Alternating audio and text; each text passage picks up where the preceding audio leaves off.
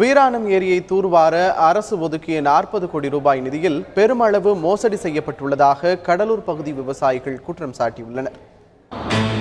கடலூர் மாவட்டம் காட்டுமன்னார் கோவில் அருகே உள்ள வீராணம் ஏரி 45,000 ஏக்கர் நிலத்தை செழிப்படைய செய்வதுடன் சென்னை மக்களின் தாகத்தை தீர்க்கும் முக்கிய நீர் ஆதாரமாக விளங்குகிறது.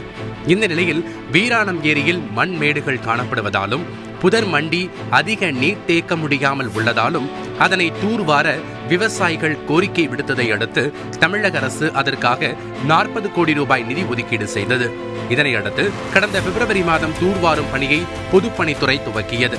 தற்போது முதற்கட்ட பணிகள் முடிந்துவிட்டதாக பொதுப்பணித்துறை அறிவித்துள்ள நிலையில் ஏரியில் மணல் மேடுகள், முட்புதர்கள் ஆகியவை அகற்றப்படாமல் அப்படியே உள்ளதாக விவசாயிகள் குற்றம் சாட்டியுள்ளனர்.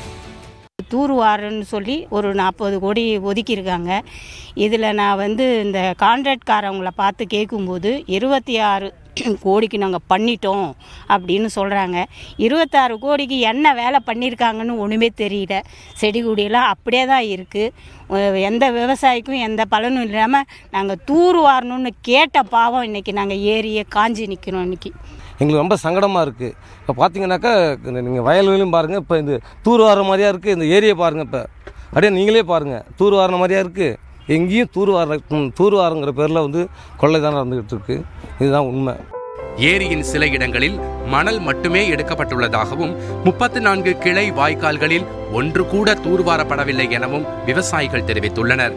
ஏரியை தூர்வார ஒதுக்கப்பட்ட நிதியில் பெருமளவு முறைகேடு செய்யப்பட்டுள்ளதாகவும் தூர்வாரும் பணியை கண்காணிக்க விவசாய சங்க பிரதிநிதிகளை கொண்டு ஒரு குழு அமைக்க வேண்டும் எனவும் சமூக ஆர்வலர்கள் கோரிக்கை விடுத்துள்ளனர். இப்போ இன்னும் இந்த 40 கோடி பண்ணியிருந்தாக்கா 2 டிஎம்சி இந்த ஏரியில் தண்ணி பிடிக்கிற அளவுக்கு கொள்ளலை உயர்த்திருக்கலாம். அதை செய்யறதுக்கு அதிகாரிகளுக்கும் மனம் இல்லை, அதை செய்யறதுக்கு மறுக்கிறாங்க. எதுக்குன்னு தெரியல. இதை தான் நாங்கள் இப்போ பலமுறை சொல்கிறோம். இதை ஒழுங்காக வேலை நடக்குன்னா இதை கண்காணிக்கிறதுக்கு ஒரு கமிட்டி, மாவட்ட ஆட்சியர் தலைமையில் ஒரு கமிட்டி இந்த பகுதி விவசாயிகள் பிரதிநிதிகளை வச்சு போட்டு அவங்க கண்காணித்தாதான் இந்த பணி சரியாக நடந்ததா என்னங்கிறத கண்டுபிடிக்க முடியும். 2 வருஷம் அக்ரிமெண்ட்டில் அந்த 40 கோடியில் என்ன வேலை நடந்திருக்குது?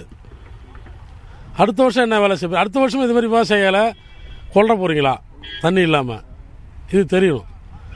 மாவட்ட ஆட்சி நிர்வாகமும் பொதுப்பணி நிர்வாகம் சேர்ந்து இந்த வீராணம் பாசன விவசாயிகளில் கூப்பிட்டு அதுக்கு ஒரு குழு அமைச்சு அவங்க மூலயமா ஒரு கண்காணிப்பு குழுவை மாவட்ட ஆட்சித்தலைவர் மூலயமா பண்ணணும்.